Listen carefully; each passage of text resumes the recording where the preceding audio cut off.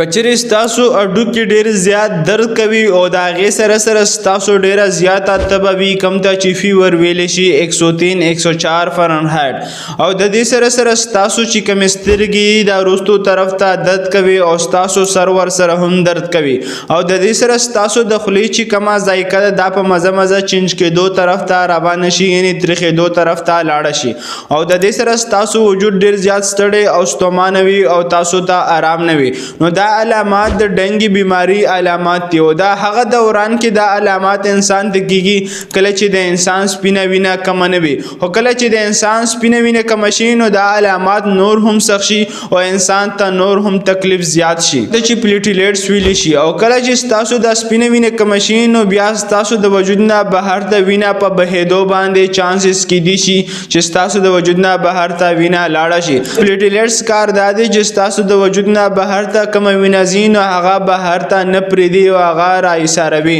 نو تاسو په وجود کې کچري د علامات وي نو په دې دوران کې خامخا تاسو د خپل ځان چیک دې د پاره وکي چې تاسو سپینه وینه نه کمیږي او تاسو ته نور تکلیف نه راځي د بار د دې چې کله تاسو د ډنګي وایرس د انسان په وجود کې زیات شي نو بیا انسان ته نور سخت تکلیفونه راځي چې هغه د انسان د برداشت نه هم بهر کېدلی شي دا ویډیو تاسو د اویرنس د پاره دا د پاره د دې چې تاسو د خپل صحت خیال وساتئ